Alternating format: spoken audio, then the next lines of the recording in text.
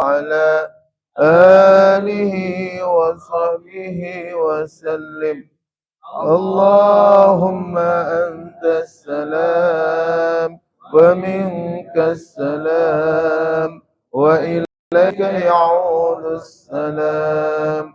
فهينا ربنا بالسلام وأدخلنا الجنة دار السلام. تباركت ربنا وتعاليت يا ذا الجلال والإكرام. Mbak, saya gerak nih.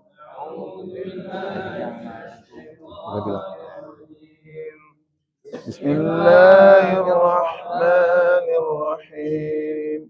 Alhamdulillahi Rabbil Alamin, Ar-Rahmanir Rahim, Maliki Yawmiddin, Iyyaka na'budu wa iyyaka nasta'in, Ihdinas siratal mustaqim, siratal ladzina an'amta 'alaihim ghairil maghdubi 'alaihim waladdallin.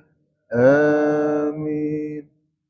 Sallallahu wasallam ala nabi sayyidina Muhammadin wa alihi wa sahbihi ajma'ina. Allah sallallahu wasallam ala nabi sayyidina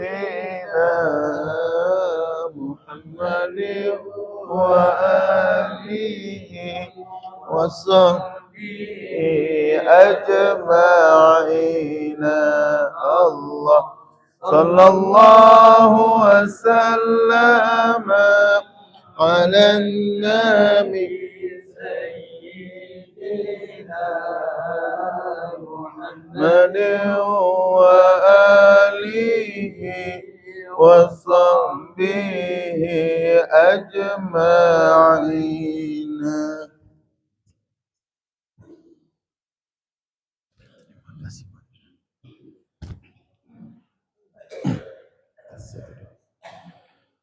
Ya salam, ya salam, ya salam, salimna, ya salam, ya salam, ya salam, salimna. La ilaha illallah al-malikul haqqul mubin, Muhammadur Rasulullah, Sadiqul Wadil Amin. La ilaha illallah al-malikul haqqul mubin, Muhammadur Rasulullah, Sadiqul Wadil Amin.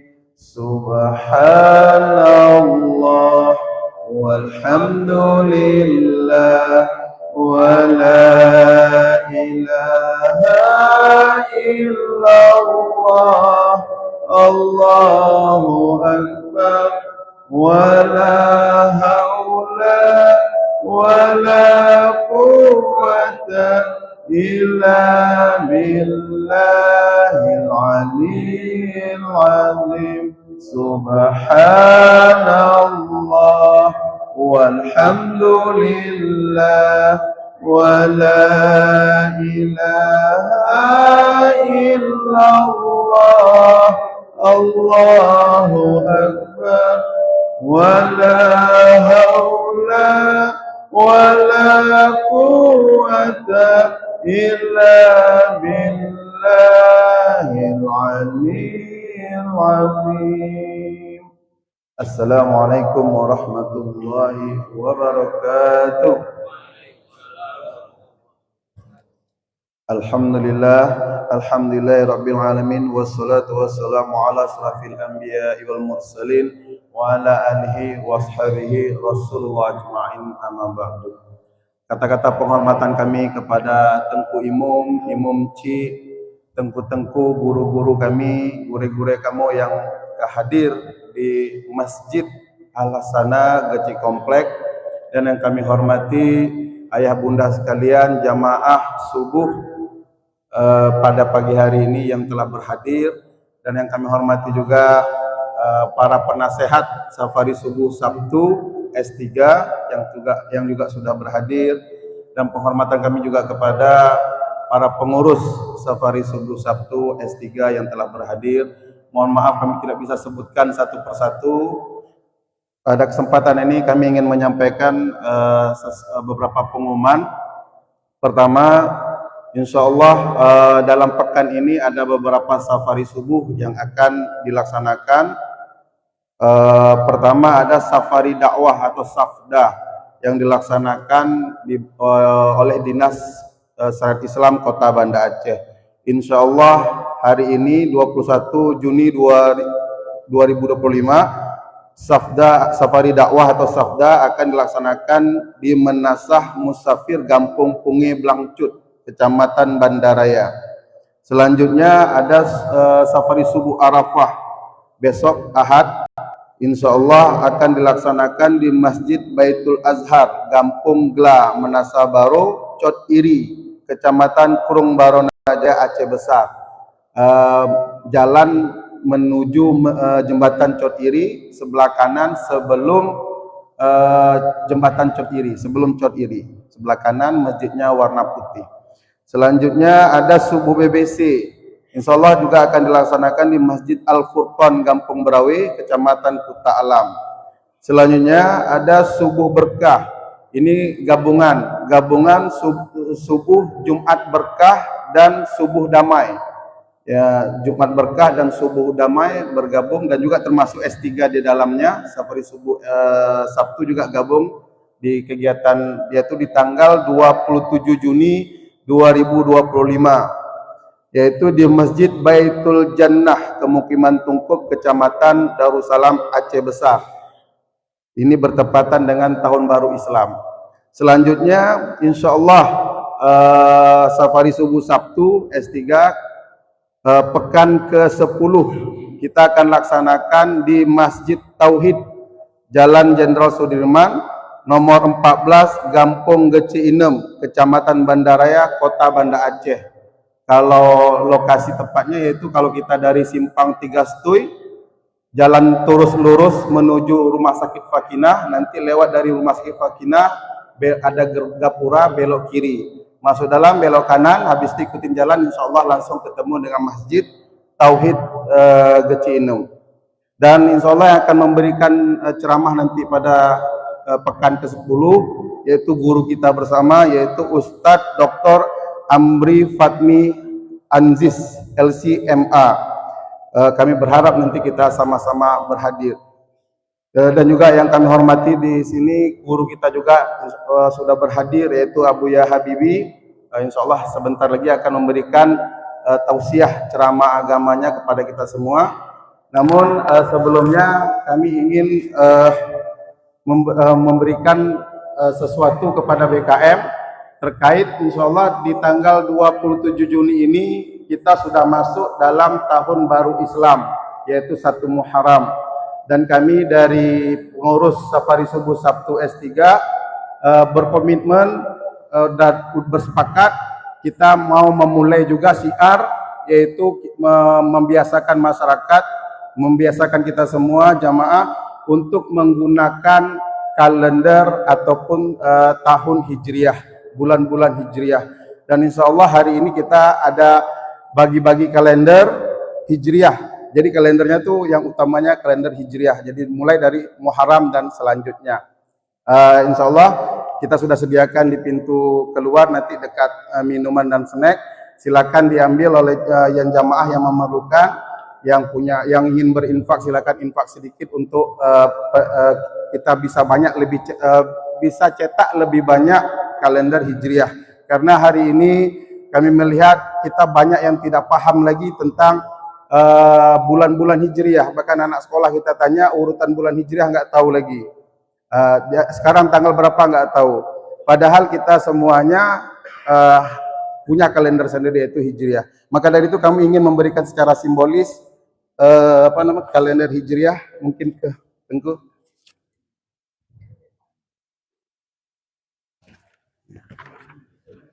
Ya ini mungkin kalendernya. Jadi mulai dari bulan Muharram. Terima kasih banyak Tengku. Mudah-mudahan ini bermanfaat untuk kita semua dan nanti jamaah boleh diambil satu orang satu ataupun sesuai kebutuhan. Sekian, terima kasih banyak. Selanjutnya mari sama-sama kita dengarkan ceramah agama di podium Tengku ya. Di mana? Di podium. Ya, ceramah agama yang akan disampaikan oleh Tengku Abuya Habibi yang insya Allah akan memberikan ceramah tausiah kepada kita semua, yang mana beliau sangat konsisten ataupun istiqomah sedang membahas atau menggarap. Beliau cerita ke kami kemarin waktu kita mengundang, yaitu beliau hari ini sedang menggarap satu buku tentang sejarah atau silsilah Sultan Iskandar Muda.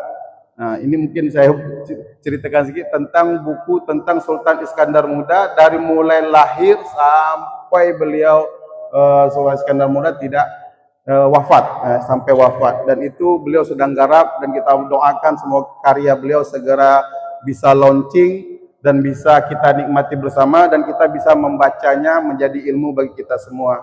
Mungkin untuk menghemat waktu kita persilakan kepada Abuya Habibi dengan segala hormat.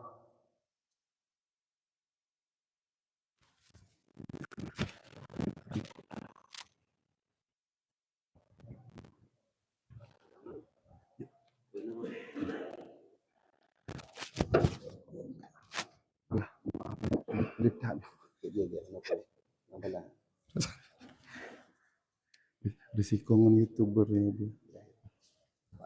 Duduk sebenarnya. Habis. Allahu Akbar, luar biasa.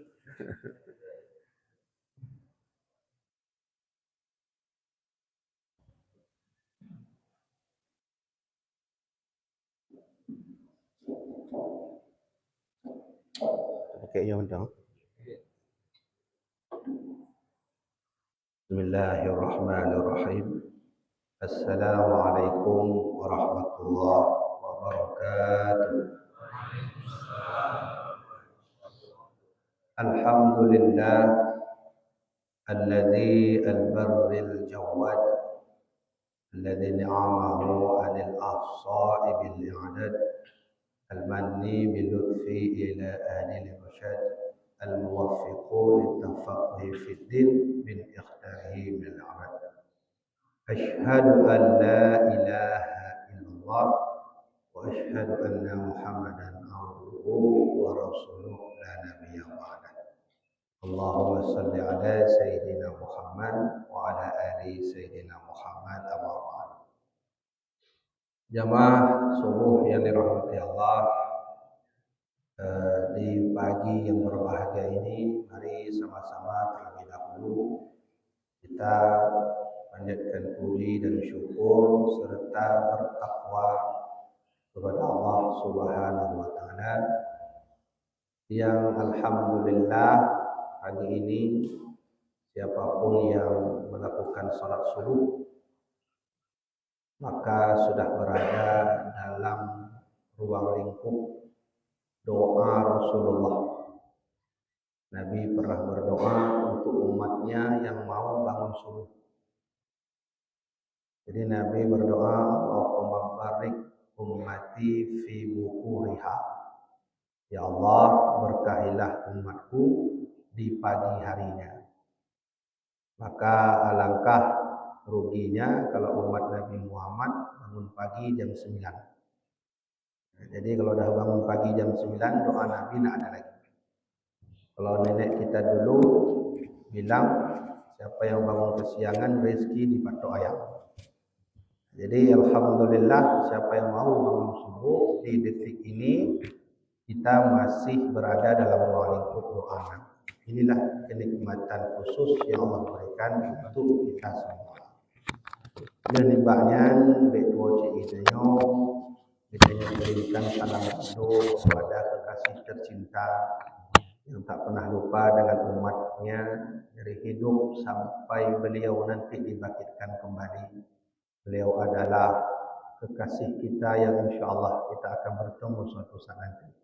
Baginda Nabi Muhammad SAW. Kepada seluruh sahabat beliau juga perlu kita kirimkan salam sejahtera. Juga kepada keluarga beliau, para alim ulama, para sultan-sultan Aceh yang telah berjaya membawa Aceh ini dulu menjadi kerajaan Islam terkuat nomor 4 di dunia. Nanti kita akan cerita sedikit bagaimana perjuangan para alim ulama dulu dan sultan-sultan kita memperjuangkan tanah aulia. Ini tempat kita wilonyo, nyo tanah aulia. Tanah para ulama. Nah, jadi insyaallah kita akan cerita itu ya, sesingkat mungkin. Ini panjang hat hanti betul. Jadi nibaknya salam ta'lim dan tuan kepada BKI Masjid Al Hasanah. Ini kita mau ngecil. Ya, masjid komplek. Jadi salam ta'lim don kepada mandum BKI Masjid dan mungkin hadir Pak Kecil mungkin atau Wimu, Mukim dan mandum-mandum drone ayah abang kunci tuan yang hadir dalam majelis yang mulia. Suatu waktu datanglah tim Arafah mendatangi saya meminta kajian subuh. Jadi saya jawab insya Allah. Alhamdulillah kondisi belum sehat sempurna. Insya Allah saya datangi dengan kudrat Allah. Karena kalau lama saya bicara itu batuk. Mudah-mudahan pagi ini tidak batuk. Menyuka batuk-batuk yang apa yang keji ni. Ya, menghana batuk lanjut laju. Jadi poh lepas mana pipiu. Jadi insya-Allah kita hari ini mau membuka lembaran sejarah. Karena bangsa bisa rusak karena sejarah, bangsa bisa maju karena sejarah. Dulu itu ada seorang penulis Yahudi terkenal dia. Yaitu seorang reporter, wartawan dan juga seorang penulis aktif. Namanya Moshe Dayan. Itu penulis aktif. Entah bagaimana dia ini menulislah satu artikel kecil yang sehingga nanti artikel itu ditarik kembali. Karena dapat teguran dari teman-temannya. Isi artikel itu dia ungkapkan bagaimana kelemahan umat muslim yang sebenarnya. Saya teringat waktu itu saya baca artikelnya sudah hilang, tidak ada lagi. Beliau membuat ada 3 alasan kenapa umat muslim tidak berjaya seperti ini. Rusak, sudah rusak umat muslim sekarang. Peradabannya, ekonominya rusak. Sehingga beliau menyimpulkan 3 alasan kenapa umat muslim hancur, rusak, dan lebur dalam segala hal. Di antaranya kata beliau, pertama, umat muslim tidak mau lagi belajar sejarah di masa dulu. Yang kedua, umat muslim tak mau lagi membaca kitab sucinya. Yang ketiga, umat muslim ini tidak teliti. Itu yang tulis penulis Yahudi. Coba cari di internet, buka nanti lihat gambarnya, lihat fotonya, itu namanya Moshe Dayan. Moshe Dayan itu kayak seperti apa itu di atas kapal itu yang tutup sebelah matanya itu. Nah, itu kayak gitulah wajah dia itu. Moshe Dayan namanya. Nah, mari kita berangkat dari mengapa sang penulis Yahudi menulis seperti itu. Kita mau belajar sejarah. Ayo, sekarang di pagi berbahagia ini, mari kita lihat kemegahan umat Islam di masa dulu, sehingga ditakuti oleh seluruh negara yang ada di dunia. Bayangkan, ditakuti oleh seluruh negara yang ada di dunia. Anakku jelek-jelek umat muslim jemur. Kita mulai dari sejarah di mana terjadi perang Khandaq. Itu tahun 600 sekian. Perang Khandaq kita tak bahas secara rinci apa sebab terjadinya. Yang jelas perang Khandaq itu adalah kelompok musuh aliansi dari beberapa suku yang ada di Makkah, termasuk Arab Badui, untuk menyerang Nabi Muhammad di kota Madinah. Singkatnya seperti itu, kita tak bahas secara panjang lebar. Sehingga Rasulullah kebingungan, beliau duduk mufakat berdiskusi dengan sahabat untuk mengantisipasi serangan aliansi Makkah. Jadi salah satu kaum aliansi Makkah itu ada satu suku namanya Bani Ghatafan. Pernah dengar Bani Ghatafan? Itu Bani Ghatafan itu orangnya besar-besar, hitam, besar. Kalau dia pukul orang itu bisa sekali mati. Kalau dia pukul orang itu sekali pukul mati terus. Banyak sekali penduduk kota Makkah itu kalau sudah menghadap dengan Bani Ghatafan harus memikirkan cara bagaimana mundur. Bukan cara untuk maju, cara untuk mundur. Itu Bani Ghatafan.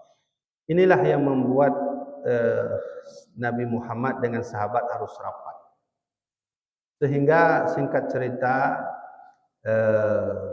Nabi buat parit atas saran Salman Al-Farisi. Nabi buat parit. Itu paritnya itu panjang. Pasukan Nabi waktu itu hanya 1.000 orang. Itu pun bercampur dengan orang-orang munafik. Maka Nabi buat parit. Nabi bagi itu. Setiap 20 meter 10 orang. 10 orang, 10 orang, 10 orang, 10 orang, 10 orang, sampai habis 1.000 orang. Bayangkan paritnya begitu luas. Dalamnya oleh sejarawan menyebut sampai 7 meter. Lebar parit itu sampai 17 meter. Nah, saya tidak mau fokus di situ. Ada satu hal yang unik terjadi ketika penggalian parit. Jadi Rasulullah, beliau di belakang duduk karena itu perintah sahabat. Sahabat bilang, Nabi jangan gali parit, biar kami saja. Turunlah para sahabat bawa kampak. Nabi suruh per setiap 10 orang harus menghabiskan galian parit 20 meter. Ada satu hal yang aneh. Satu batu besar itu di dalam parit, hampir seluruh kampak sahabat tidak bisa menembus dan memecah batu itu. Jadi ada yang kekar sahabat, dia bawa, tidak bisa juga. Barulah salah seorang sahabat lapor. Coba lapor ke Nabi dulu, mungkin Nabi bisa memecahkan batu ini. Maka lapor sahabat datang ke Rasulullah. Ya Rasulullah, kami mengalami kendala. Ada batu besar sulit bagi kami untuk memecahkannya. Kata Nabi, oh baik, biar saya datang ke sana. Nah, kaum muslimin, disinilah awal mula Nabi melihat bagaimana Islam nanti bisa menguasai dunia melalui batu itu. Sehingga Nabi senang waktu itu. Kok bisa terjadi pembelahan batu dengan perjuangan umat muslim setelah beliau wafat? Coba dengarkan baik-baik. Nabi bawa kampak. Ketika Nabi bawa kampak, hanya hayunan kampak yang begitu halus, tidak keras. Waktu Nabi ayunkan kampak itu, ham kena itu, ham kena batu itu. Keluar cahaya dari batu itu, dan hanya Nabi yang bisa melihat. Cahaya itulah yang diperlihatkan oleh Allah di mana nanti pasukan umat muslim sudah masuk ke tanah Syam. Umat muslim ramai-ramai itu masuk ke tanah Syam. Nanti akan terjadi perang Mu'tah di sana. Tahun 6 Hijriah masuk. Oh, mohon maaf, tahun 8 Hijriah masuk ke sana. Lalu Nabi senang. Apa yang Nabi katakan? Allahu Akbar. Semua sahabat ikut. Allahu Akbar. Senang. Ketika itu Nabi mengayunkan pedang kedua, kampak yang kedua. Nah, seperti biasa, Nabi tidak ayunkan begitu. Ketika Nabi ayunkan itu, keluar lagi cahaya. Disitulah Rasulullah melihat umat muslim sudah masuk ke kerajaan Sasanid. Kalau kita gambarkan peta, ini peta Makkah Madinah, itu di atasnya Syam. Syam itu kan masuk wilayah yang sekarang itu Yordania, Lebanon, Palestina. Israel nak ada lagi masa itu. Belum alam Israel. Bambannya itu Israel nak. Jadi itu Syam itu. Yang di bawah kekuasaan Romawi. Umat muslim sudah masuk ke sana. Kemudian Sasanid arah ke sebelah kanan. Kalau kita buka peta itu nanti lihat ke kanan itu Sasanid itu sampai ke Yaman. Ini Makkah Madinah, ini Makkah. Ini saya gambarkan aja. Di sini peta Makkah, Madinah, ini Syam, di sini itu Sasanid. Sasanid itulah Persia. Yang titik lokasi pusatnya Iran yang hari ini sedang berperang dengan Yahudi, Israel. Itu Persia. Nabi senang. Dalam cahaya itu Nabi melihat pasukan umat muslim sudah masuk ramai-ramai ke Persia. Kerajaan Sasanid yang pernah ditakuti oleh dunia. Karena sebelum Nabi lahir, ada kota-kota yang ditakuti dunia. Bizantium, Romawi, Yunani. Nabi senang. Ketika itu Nabi ayunkan sekali lagi, yang inilah ayunan terakhir sehingga pecah batu tadi. Nabi melihat lagi cahaya di mana pasukan umat muslim sudah masuk ke tanah Yaman. Nabi berucap, Allahu Akbar. Semua sahabat mengucap Allahu Akbar. Pas di atas Syam, di sini Persia, di bawah Yaman, di tengahnya Makkah, Madinah. Nabi senang waktu itu. Kenapa? Karena saat itu yang Nabi alami ketika Nabi berperang dengan orang Syam hampir gagal. Walau tidak semuanya Nabi kuasai, tapi nanti ada generasi setelah itu. Mari kita bahas sejarah selanjutnya. Ketika kita buka lembaran sejarah Islam, Rasulullah wafat. Bangunlah Abu Bakar As-Siddiq. Disinilah mulai penyerangan terhadap negeri Syam. Pertanyaannya, kenapa umat muslim harus masuk ke tanah Syam? Nyambil salah pegah. Pegah umat muslim menyebarkan Islam ngumpudu. Perang. Menguasai Nangrogo. Oh, enggak bisa begitu definisinya. Saat itu Syam di bawah kerajaan Romawi. Seluruh rakyat, baik kaya dan miskin, dipungut pajak secara paksa. Inilah alasan nanti beberapa orang Syam lapor ke Rasulullah, ke Abu Bakar As-Siddiq, tolong kami, selamatkan kami. Inilah alasan nanti umat muslim masuk ke tanah Syam. Saya nak singkat saya cerita tentang ini. Masuklah Abu Bakar As-Siddiq ke tanah Syam. Kemudian penyebaran Islam, Amr bin As sudah mulai masuk ke Mesir. Dah masuk itu. Amr bin As itu jauh pergi. Sampai ke Mesir pergi. Bayangkan lewat laut. Sampai ke Mesir. Kemudian Huzaifah Al-Yamani pada masa era Utsman bin Affan itu diutus menyebarkan Islam nanti ke tanah Iran, Armenia, Azerbaijan itu masuk.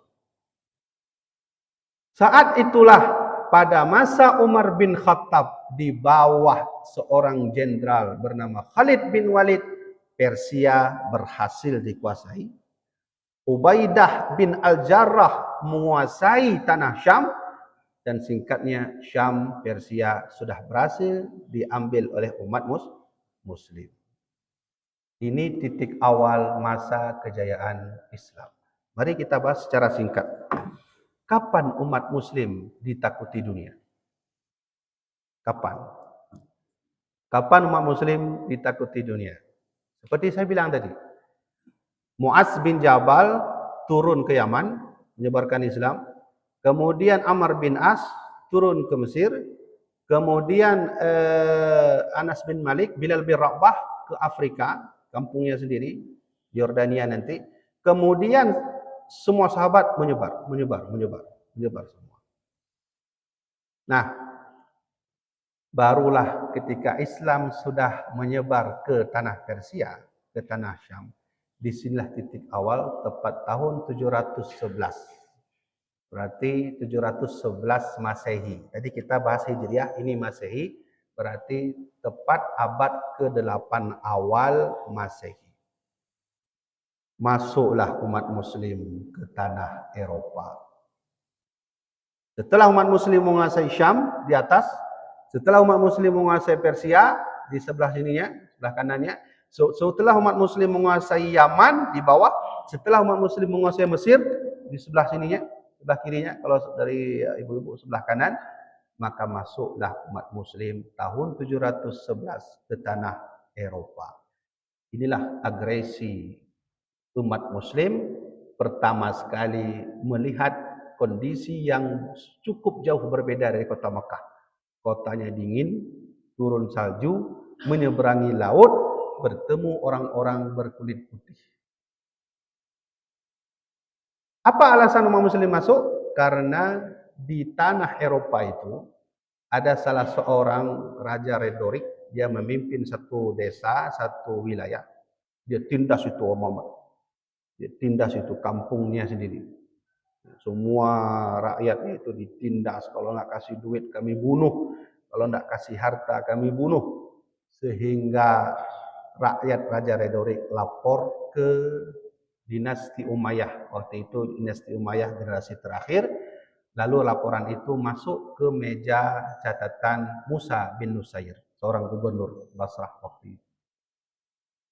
Singkat cerita, dipelajari suratnya, disusun agresinya, yang dikirim seorang jenderal terkenal yang nanti kita kenal dalam sejarah, Tariq bin Ziyad. Itu umat Muslim. Tariq bin Ziyad itu, beliau itu pernah membuat ceramah yang membara sehingga umat Muslim nggak jadi pulang. Inilah yang nanti di Aceh juga punya. Seorang ulama ketika sudah berceramah, seluruh pasukan membara, tidak bisa lagi pulang dan harus berperang.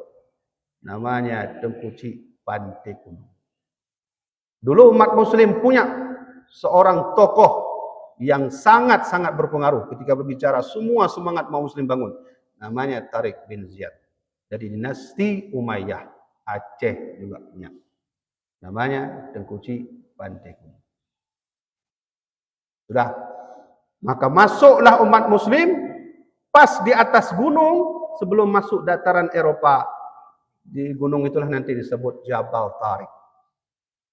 Disitulah dilihat Raja Rhetoric sudah membawa pasukan ratusan ribu orang. Umat Muslim 2 kali lipat, lebih kurang dari itu. Coba bayangkan. Ratusan ribu, umat Muslim hanya ribuan, mereka ratusan ribu. Apa yang terjadi? Bangunlah itu Tariq bin Ziyad di atas gunung. Bakar semua kapal di belakang. Tidak ada kaum umat Muslim, pasukan Islam balik ke kampung, bakar semua kapal. Dibakar semua kapal. Musuh sudah di depan, kapal sudah dibakar. Setelah dibakar kapal, barulah Tariq bin Ziyad berkata, sekarang kapal sudah kita bakar, yang mau pulang silakan pulang. Bagaimana mau pulang? Kapal sudah dibakar. Menyeberangi laut dengan berenang, pasti mati. Mana mungkin? Disitulah semangat bangun umat muslim. Nah, ini titik awal. Nanti kita akan melihat bagaimana umat muslim saat itu ditakuti oleh dunia. Dunia takut umat muslim. Kaum muslimin rahimakumullah. Saat masuklah Tariq bin Ziyad, Raja Tariq pun kalah. Di sini kita lihat nanti, sedikit umat muslim masuk ke tanah Rusia, umat muslim masuk ke tanah Amerika, umat muslim masuk ke tanah Perancis, Cordova, dan alhasilnya termasuk yang kita nonton bola hari ini itu yang apa, Barcelona. Ya? Barcelona itu wilayah umat muslim. Madrid itu wilayah umat muslim. Di kita yang umurnya waktu kita dengar Barcelona Madrid, bola. Ya kan? Ya kan? Yang anak muda lah, yang betul benar. Mesti dah dengar Madrid aja.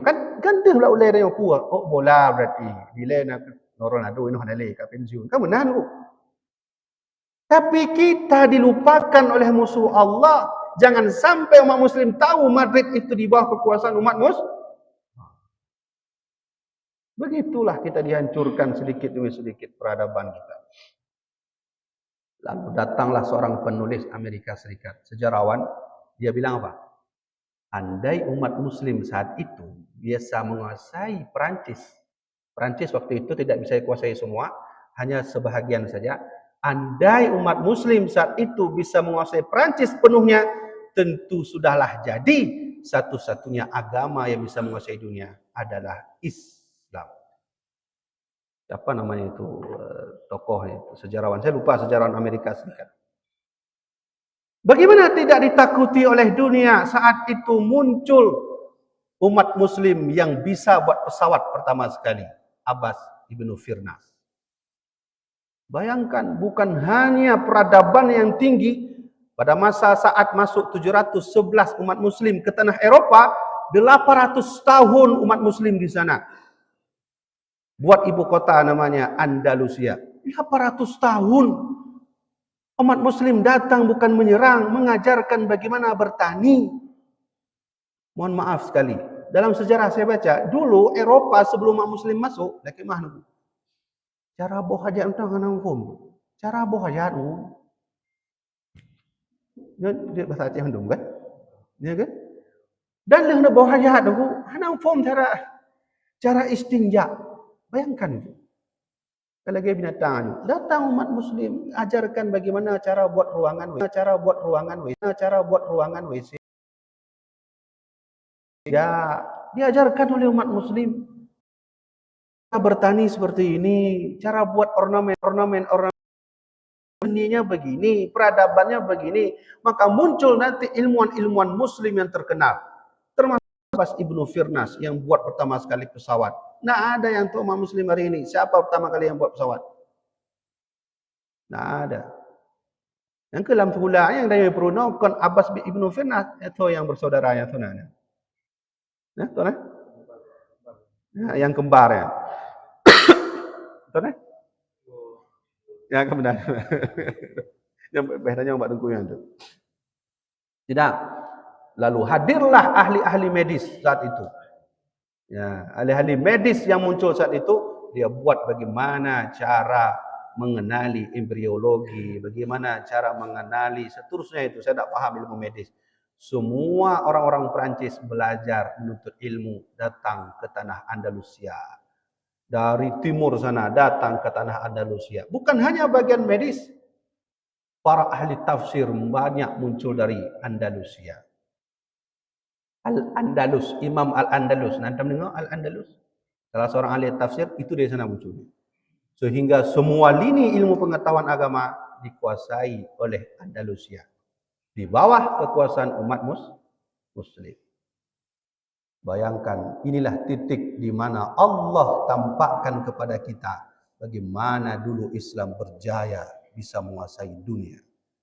Sejarawan Amerika Serikat sendiri memberi pernyataan, kalaulah kelak ada agama yang akan muncul kembali menguasai dunia ini, tidak ada agama lain kecuali agama Islam. Coba tunjukkan kepada saya, agama Buddha, Hindu atau agama lain pernah tidak dalam catatan sejarah menguasai dunia? Tidak pernah. Buddha tidak ada. Hindu tidak. Kristen, coba lihat, Kristen bisa nggak menguasai dunia? Kristen bukan seperti Islam. Coba, ketika tahun 1000 sekian Andalusia sudah dihancurkan oleh Kristen, ada satu teknologi umat Muslim yang diciptakan umat Muslim, jam berada di Istana Al-Hamra. Buka Google, nanti ada Istana Al-Hamra. Itu jam itu unik, baterainya nada, tenaganya ada, tidak pakai angin, dia berjalan sendiri, entah bagaimana teknologinya. Kalau jam itu menuju ke jam 1, nanti setiap jam itu ada singanya. Nama tu pohsa, pohsanya ni peduk singa nunggu sabar. Poh 2 peduk singa, poh dia peduk singa. Nah singa je kan, teruk bak poh sebelah. Nyan wate ka pohsa nunggu, nya itu abah singanya. Wate ka poh 2, singa yang bak pohsa mati kan, mati airnya, muncul air yang singa yang di jam 2. Saya mau cerita bukan itu. Setelah umat Muslim diminggatkan oleh Eropa, oleh Kristen, para pendeta Kristen mengotak-atik jam teknologi umat Muslim. Satu pun tidak ada yang tahu bagaimana cara buatnya. Sehingga hari ini hancur. Coba lihat itu, Istana Al-Hamra. Buka Istana Al-Hamra di Google, lihat jamnya itu. Diotak-atik oleh umat Kristen, hancur. Sampai sekarang tidak ada lagi yang bisa membuat teknologi itu. Bayangkan kan, bagaimana dulu umat Muslim berjaya menguasai dunia. Nah, yang ketiga, mari kita buka lembaran kejayaan umat Muslim yang ada di Aceh Darussalam. Ini pelecet dah bahas. Tanya dah tinggal ini orang. Datanglah dulu abad ke-8, abad ke-9 awal, tahun 840, di bawahnya, sebutlah 820. Datanglah saat itu, karena Rasulullah wafat 632. Berarti 600 menuju 800 itu kan tidak lama ya, 200 tahun. Datanglah seorang keturunan Nabi, saudara Nabi, bernama Sayyid Ali Al-Muqtabar. Sayyid Ali Al-Muqtabar. Dia pergi menyebarkan Islam mengarah ke Asia Tenggara. Sampai nanti dia ke tanah Aceh. Lalu nanti singkat ceritanya lahirlah seorang anak yang kemudian menjadi sultan pertama kerajaan Aceh Darussalam dari keturunan baginda Rasulullah SAW bernama Sayyid Abdul Aziz Shah, memimpin kerajaan Perlak pertama sekali. Nah, Allah juga tampakkan masa kejayaan yang ada pada Aceh Darussalam. Tadi kita bercerita tentang bagaimana Allah tampakkan kejayaan Islam di dunia. Mari kita lihat kejayaan Islam yang Allah tampakkan ada pada tanah Aceh ini. Setelah Sayyid Abdul Aziz Shah wafat, bangunlah nanti seorang pemuda yang dia itu disebut dengan Merah Sinu. Ya, akhirnya dia masuk Islam dan berubah nama menjadi Sultan Malik As-Soleh. Betul-betul soleh orangnya. Ayo kita lihat bagaimana solehnya. Beliau itu punya cucu, namanya Sultan Malik Al-Zahir. Ayo, saya buktikan dengan referensi terkuat. Sebuah manuskrip yang ditulis oleh Imam Ibnu Battah dalam kitab yang beliau tulis, nama kitabnya Kitabur Rihlah. Perjalanan selama 35 tahun Imam Ibnu Battah sampai nanti beliau datang ke Aceh. Coba buka, kalau mau beli terjemahan silahkan beli, buka halaman 200 sekian terjemahannya. Halaman 200 sekian. Di situ nanti Ibnu Battah pernah datang ke Aceh, beliau lihat langsung bagaimana Sultan Malik Al-Zahir, begitu soleh. Kata beliau secara singkat, beliau itu bukan hanya raja, tapi ulama. Sultan Malik Al-Zahir punya kebiasaan. Setiap usai Jumat, beliau duduk bersama ulama membahas hukum. Nah, itu. Nyan pimpinan Aceh Jemui. Nih, kalau nak percaya nanti beli kitabnya, kalau bisa bahasa Arab, atau baca terjemahannya halaman 200 sekian, judulnya Negeri Sumatera. Itu judulnya itu. Kalau di Arabnya itu Al-Jawi. Jawi yang kan Jawa tu. Urang jamun kentanyo Jawi. Nah, itu ditulis. Nah, di sana beliau pernah mengatakan Sultan Malik Al-Zahir setiap hari Jumat beliau pakai baju putih semuanya, peci putih, semua putih. Dan beliau pergi solat Jumat enggak pakai kuda, enggak pakai gajah, jalan kaki. Masyian alal aqdam, begitu tulisan Ibnu Battutah dalam kitabnya itu. Dan yang uniknya, Sultan Malik Al-Zahir kalau sudah dalam masjid, nah ada yang tahu mana sultan, mana yang bukan sultan. 4 hari bertemu dengan sultan. Kapan bertemunya? Setelah beliau lihat langsung bagaimana sultan pulang Jumat, duduk dengan ulama membahas masalah hukum-hukum Islam. Di situ baru beliau tahu. Ternyata tadi saya jumpa di masjid, kata Ibnu Battutah. Orang-orang soleh. Dulu punya gajah, dulu punya kuda, tapi pergi Jumat jalan kaki. Sultan Malik Al-Zahir, cucu daripada Sultan Malik Saleh. Nah, kerajaan apa saat itu? Samudra Pasai. Ibu-ibu harus tahu, ayah-ayah harus tahu. Di era kerajaan Samudra Pasai, era inilah di mana penyebaran Islam menyeluruh sampai ke Asia Tenggara. Dan saat itu di Jawa disebarkan Islam oleh Syarif Malik Ibrahim, Wali Songo pertama. Dulu ngajinya di Samudra Pasai. Itu santri Samudra Pasai. Pergi ke tanah Jawa, menyebarkan Islam. Yang sampai sana nanti muncul sunan-sunan yang lain. Sunan Gresik, Sunan Bonang, Sunan Kalijaga. Menyebarkan Islam ke seluruh tanah Jawa. Santri Samudra Pasai. Muncul cucu beliau juga, yaitu Sultanah Nahrisyah. Pernah pergi ke kuburannya. Seorang perempuan gagah, Sultanah Nahrisyah, dia juga ikut menyebarkan Islam sampai ke Patani, Thailand. Maka Samudra Pasai saat itu sudah mengislamkan hampir seluruh dataran Asia Tenggara. Kapan puncaknya terjadi? Ketika tahun masuk abad ke-17 atau tahun 1607 hingga 1636. Paduk tahun ni. 1607 mau 1606. Hah? Dah teringatnya, cini hitung dah. 620 tahun 39. 29 tahun Allah tampakkan ke seluruh orang-orang Aceh masa kejayaan Aceh. Siapa yang memimpin? Yang saat itu Aceh masuk kerajaan Islam terkuat nomor 4 di dunia. Yang pertama siapa? Turki Utsmani. Itu terkenal itu. Di mana-mana terkenal itu. Turki Utsmani. Bahkan Madinah Makkah di bawah kekuasaan Turki Utsmani. Kita masuk nomor 4. Oh, cukup tak bahagia. Walaupun jenuh ada lain. Hari ini Aceh masuk 2 terbesar negeri wilayah terkorup di Indonesia. Silakan baca berita. Yang kemudian mana menyalah nak begah. Gimana begah?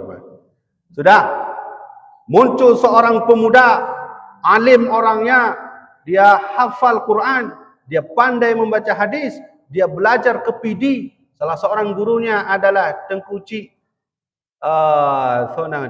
Diri Baik. Dia belajar ilmu pengetahuan sehingga menjadi ulama. Umur 19 tahun sudah alim. Dia belajar siasah dengan ayahnya, Sultan Mansur Shah, siasah perang.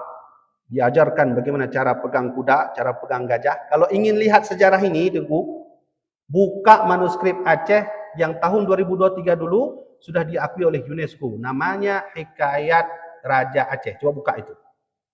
Kalau nggak ada manuskripnya, datang ke saya kasih. Tinggal baca aja. Itu asli.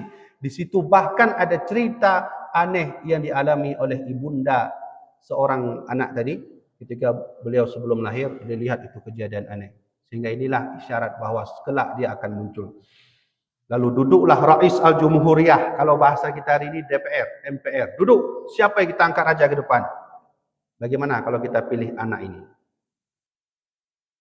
Namanya Syekh Sulaiman Muqtalam. Pernah dengar? Syekh Sulaiman. Umur 19 tahun. Pandai, bisa membaca agama, bisa baca kitab. Saat itulah 1607 secara singkat bangun beliau menjadi Sultan Aceh. Maka saat itulah negeri kita kaya raya. Satupun orang di Aceh tak ada yang miskin. Bayangkan dalam riwayat disebutkan, andai kata ada emas jatuh di tanah Aceh tahun 1607 itu, tidak ada satupun yang mengambil. Sebab lebih banyak di rumah daripada di jalan. Nampak maksudnya? Nampak? Orang Yaman, mesra nak kalau meh di atas jalan. Namu contoh cukeh dengan hai. Namu he cukeh. Kenapa lebih le rumah? Tahu je, Sultan kamu je. Oh, mana lu lagi yang aji. Baku mana ju meh napa? Nyan meh di jalan tu. Meh di jalan anak seorang cak. Kan lebih le rumah. Bagaimana tidak? Beliau sendiri, Syekh Sulaiman, memberikan hadiah ke setiap rakyat Aceh satu orang. Setahun 3 kali hadiah itu kalau dijumlahkan hari ini sampai 800 juta rupiah. Khusus satu orang rakyat Aceh. Dibagi hadiahnya sebelum Idul Adha, sebelum menyambut puasa, dan ketika Idul Fitri. Menyata hitung hadiah goknya untuk budaya 800 juta. Di Rauru, man Aceh masa yang pada Rauru. Lebih terbaik, man dipak jauh baik. Wallahu a'lam. Syekh Sulaiman. Ketika beliau bangun dari tahtanya itulah beliau merubah nama menjadi Sultan Iskandar Muda Muqtalam. Siapa nama aslinya? Sulaiman. Iskandar Muda punya ayah Sultan Mansur Shah. Sultan Mansur Shah punya ayah Sultan Abdul Jalil. Sultan Abdul Jalil punya ayah Sultan Alaiddin Riayat Shah Al-Qahar. Sultan Alaiddin Riayat Shah Al-Qahar punya ayah Sultan Ali Mughayat Shah, pendiri kerajaan Aceh Darussalam. Sultan Ali Mughayat Shah punya ayah namanya Sultan Munawar Shah. Sultan Munawar Shah punya ayah Sultan Syamsu Shah. Sultan Syamsu Shah punya ayah sampai ke atas nanti bertemu dengan Sultan Muhammad Shah dari kerajaan Turkmenistan, keturunan ke-16 daripada Sultan Iskandar Zulkarnain. Ya, pernah dengar Zulkarnain? Pernah dengar? Iskandar Zulkarnain pernah dengar? Yang mengurung Ya'juj Ma'juj atas perintah Allah. Buka surat Al-Kahfi ayat 10, nak salah saya ayat 12, di situ tercantum Iskandar Zulkarnain. Itu neneknya Sultan Iskandar Muda. Nah, urung so tengku hanau patih. Hanau patih saya kasih referensi manuskrip hikayat Raja Aceh. Ndak juga percaya, buka kitab Safinatul Hukam karya daripada murid Syekh Abdul Rauf As-Singkili. Di situ tulis. Raja kita adalah keturunan daripada orang yang disebut oleh Allah dalam Al-Quran surat Al-Kahfi. Jamaah dirahmati Allah, itulah lembaran yang sudah kita buka terkait sejarah kita. Terakhir sebelum kita tutup, sekarang kita lihat apa yang sedang terjadi hari ini. Hari ini politik kita tidak seperti dulu. Ekonomi kita hancur-hancuran. Persatuan kita mudah diadu domba. Bahkan ideologi kita terkadang kapitalisme. Ada juga orang Aceh ateisme, cara berkeyakinannya tidak lagi percaya kepada Tuhan. Hancur, rusak. Peradaban kita diinjak-injak. Rusak. Inilah saya ungkapkan kembali dari atas tadi. Kata Musa Dayan, penulis Yahudi, umat Islam gagal karena umat Islam tak mau belajar sejarah yang dulu. Nak mau belajar manuskrip orang-orang dulu. Makam-makam ulama dibiarkan, dihancurkan, bahkan batu nisannya dibuat untuk asah pisau. Iban hi kau Aceh lewe yo. Ilun nalun ceramah 3 4 tempat aku. Hana sengaja kamu tengah baju kanduri. Kalau na sabuh pintu likut, yang ditakai ngon. Na pintu likut nunggu, pintu yang kan dapur nunggu. Han tengah jalan kalau na sabuh batin nisan Sultan Aceh. Untuk asahnya. Asah sikin nunggu, ya Allah ya Rabbi. Begitu cara kita berterima kasih kepada Sultan dulu yang pernah membawa Aceh ini menjadi kerajaan terkuat di dunia nomor 4. Makam dirusak. Laki mahuri tak lunjak dengan salah tiro tim Arafah. Nah lunjak kalau langsung sabuh makam nu kaje kumpung lemau. Habis kena. Nya makam ulama lom habis. Kumpul mau boleh ro nya asal je pemandungnya. Lu harus begitu cara kita. Baru turun saya lihat ada makam itu era tahun 1500 itu. Yang di depan ini ya. Di depan ini itu makam era tahun 1500 berarti masa pada Sultan Ali Muayyad Shah memimpin sebelum ada Iskandar Muda itu belum ada Iskandar Muda itu. Berarti Iskandar Muda tahun 16 sekian itu 15 sekian. Itu makam. Ayolah kita belajar sejarah lagi. Sayangilah peninggalan orang-orang dulu. Maka jamaah dirahmati Allah. Kalau kita mau kembali seperti dulu, ayo sama-sama peduli sejarah lagi. Peduli sejarah itu bukan hanya membaca, tapi menjaga peninggalan-peninggalannya. Terakhir, lun kena baca wasiat Sultan Iskandar Muda. Ini asli bahasa beliau. Lun cok dalam manuskrip Qanun Muku Ta'alam. Ibu-ibu, ayah-ayah kalau mau ikut saya ini ada buat pengajian khusus manuskrip. Saya baca kitab-kitab dulu. Kalau ingin pergilah hari Minggu di makam Iskandar Muda. Nah, di situ saya baca kitab Safinatul Hukam karya murid daripada Syekh Abdul Rauf As-Singkili. Alhamdulillah ada beberapa tim Arafah juga ikut. Kami sudah tamat membaca kitab Qanun Muku Ta'alam, hukum kerajaan Aceh Darussalam. Di sana nanti ditulis bagaimana menjadi seorang raja, bagaimana jadi seorang panglima polim, semua sudah. Coba ya saya mau baca sedikit ya. Sebagai penutup kita di pagi yang berbahagia ini. Saya mau baca wasiat Sultan Iskandar Muda. Ya. Nah, dengarkan baik-baik. Saya kasih referensi dulu. Kalau perlu catat, dicatat. Ada satu manuskrip namanya manuskrip Qanun Muku Ta'alam. Manuskrip ini kalau dijual mungkin bisa 400 atau 500 juta. Kalau mau beli ada duit, nah belilah napa. Kalau ingin lihat, boleh datang ke Museum Ali Hashimi. Datang, lihat langsung. Ingat halamannya, halaman 74. Saya catat 74 halamannya. Dengarkan baik-baik, ini pesan beliau. Pesan Iskandar Muda yang pernah membawa Aceh kita maju menjadi terkenal nomor 4 di dunia. Kata beliau, nih saya baca ya. Wahai sekalian bangsa kami yang rakyat Aceh semuanya. Bahwa jangan sekali-kali diberikan negeri kita Aceh ini kepada musuh daripada bangsa apapun juga yang hendak menduduki negeri Aceh ini. Maka hancurkan oleh kamu hai segala putra Aceh dengan sungguh dan ikhlas, sebab tiap-tiap bangsa yang telah kena tindih oleh bangsa lain, maka tandanya bangsa itu tiada harga lagi pada mata dunia luar, yaitu timur dan barat. Beliau juga berkata, dan ingat-ingat hai sekalian bangsa kami yang rakyat Aceh, bahwa musuh kita yang terbesar ialah bangsa kulit putih. Siapa bangsa kulit putih?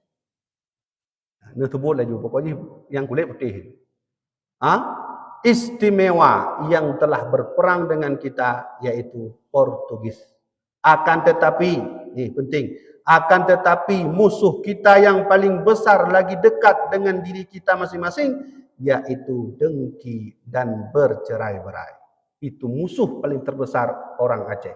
Kalau tak kita sadari musuh itu sudah berada dalam lingkup kita, sungguh kita tak akan bisa maju seperti dulu lagi. Beliau berkata, dan senjata kita yang amat kuat yaitu tajam adalah persatuan dan ikhlas lahir batin. Maka persatuan dan ikhlas, maka inilah senjata yang tidak dapat dikalahkan oleh musuh.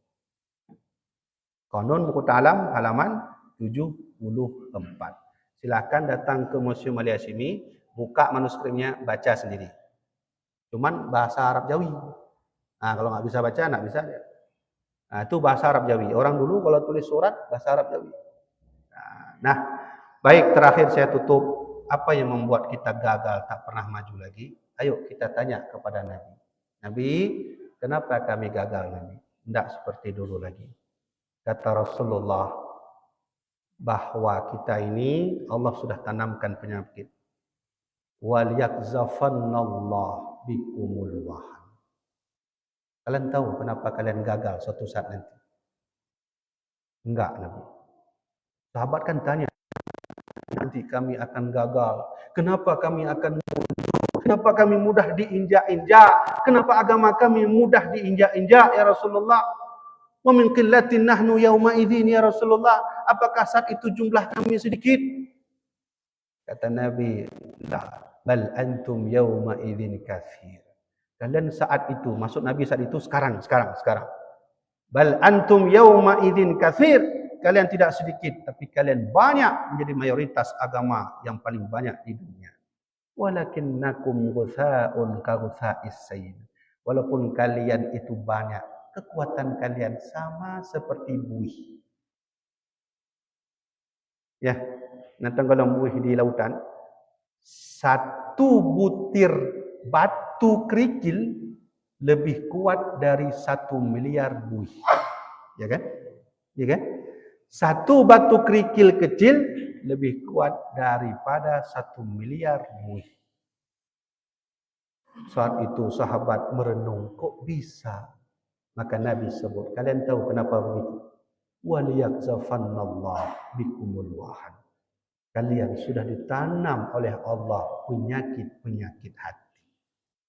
Ini yang membuat kita akan rusak. Pertama, hubbud dunya. Umat muslim akan mencintai dunia. Siapapun umat muslim, dimanapun ia berada, kalau sudah mencintai dunia dari Al-Qur'annya, mencintai dunia daripada hadisnya, mencintai dunia daripada Allahnya, mencintai dunia dari Rasulnya, ketahuilah, itu adalah tempat di mana titik awal kehancuran umat muslim. Tunggu-tunggu sekalian, kerajaan Aceh Darussalam pernah berjaya, tapi lantas akhirnya runtuh. Tepat tahun 1905 setelah Cun Nyadin ditangkap, setelah Tengku Umar dibunuh syahid, Belanda senang tertawa, kita sudah meruntuhkan kerajaan besar di tanah ini.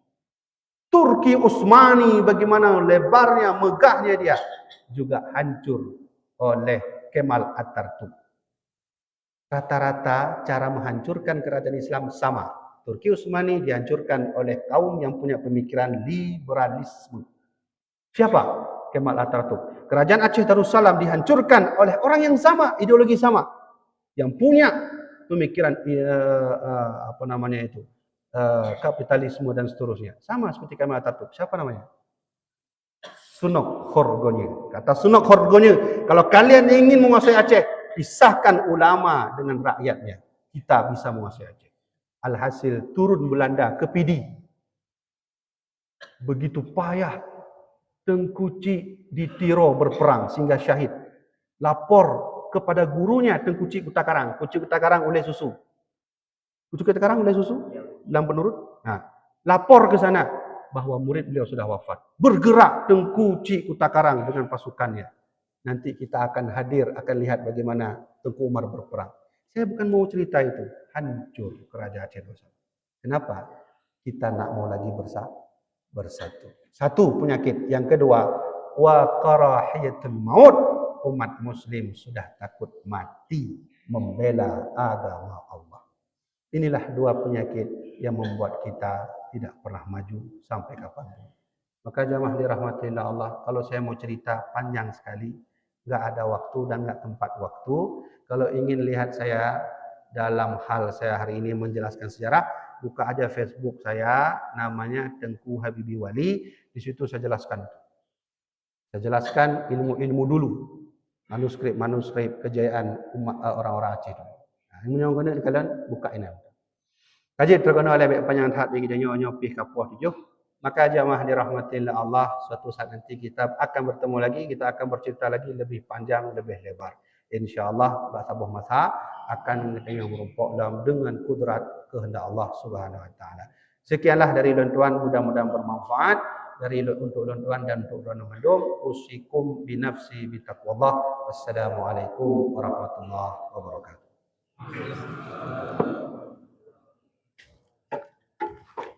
Abi berunur.